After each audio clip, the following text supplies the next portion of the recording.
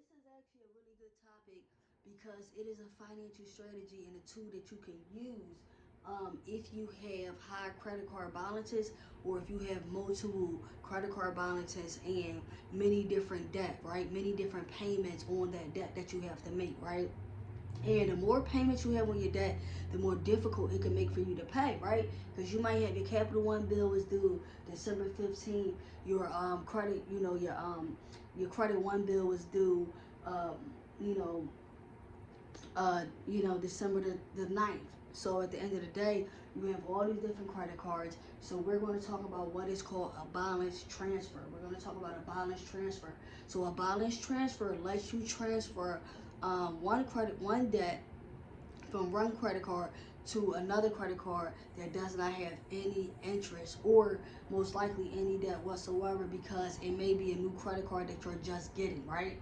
So and lets you transfer the balance from one credit card or store card where you may be paying interest to another card.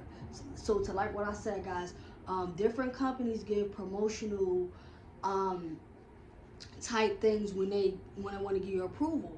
So they'll say something like 0% interest, 0% APR, no interest rate for the first 12 months. Right now, you might get this credit card that has a limit of $10,000, but you have this upper limit over here that's $5,000, and you want to transfer that $5,000 balance right on your let's say your Amex card to your $10,000 balance, let's say a Chase card, and you're paying no interest on that money, where over here you might be paying 16.9%, right?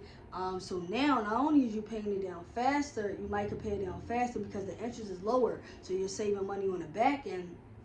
But now you actually at 0% interest, so you're able to just pay down the loan completely with that credit card, especially if you do it within that 12-month time span. Because after that time span, the interest will start to incur after that, right? So now, like I said before, it could reduce how quickly you pay down your balance, and also reduce your outgoing spending, which also in return means your savings. So some people say, well, why would you use this strategy? Let me say from the beginning, guys. This strategy right here still means you have to pay the debt. Let's be very, very clear and understanding that we still have to pay the debt even when we do a balance transfer. Um, well, let me say this. When I wouldn't recommend doing a balance transfer, like the example I gave where I said you have $5,000 in debt, and you have a $10,000 credit card and you transfer that balance over, right? Now, what I wouldn't recommend is, say you have a $5,000 balance and you have a $5,000 limit. I would not recommend maxing out that credit card unless you could really pay that money down precisely and very quickly, just to transfer that balance and get the 0% interest. Now, I always tell you guys, if it's required and is necessary, not even required because you're always required to pay your minimum, but if you feel necessary, if you feel as it is deemed necessary to pay more than your minimum, always pay more than the minimum so you can get the balance paid down faster, right? It's revolving credit, so that money comes back and is available to you again. So it is okay to like pay that balance down a little faster if you have the funds, right? So just back to the balance transfer. You can transfer a balance. You can also do this with a store card. So let's say an example of a store card. A store card would be like, I have a Walmart by Capital One. Not only is it an unsecured credit card, but it's also a store card. So when I shop specifically in Walmart, there's a lot of different deals and promotions that they give specifically shopping at that store. However, I can still use that MasterCard at any other store that accepts MasterCards, right? So you can do this with a store card or regular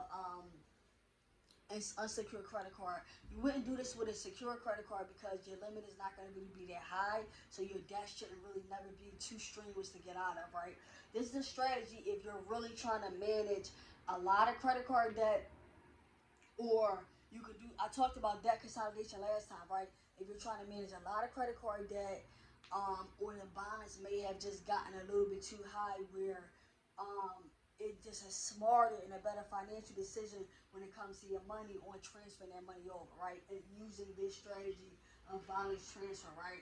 Now, one last thing I want to say before I clear this video is, typically I know companies charge, I believe, between 1 to 3% on the balance transfer, and also transferring that balance over to the existing or the other card. The card has to be active, so always make sure you look out for that as well. It will be a transfer fee required, but it can save you money in the long run, and that is the whole point of the strategy. It can save you money in the long run. So I really hope this information helped you.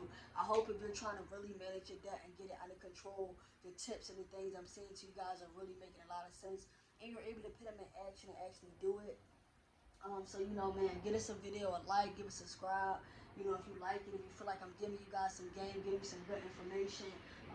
Use the strategies when it comes to your credit, because if you dig yourself in a hole, you can always dig yourself back out. It just saves time, effort, and a little bit of knowledge. So I'm going to see you on the other side. Peace.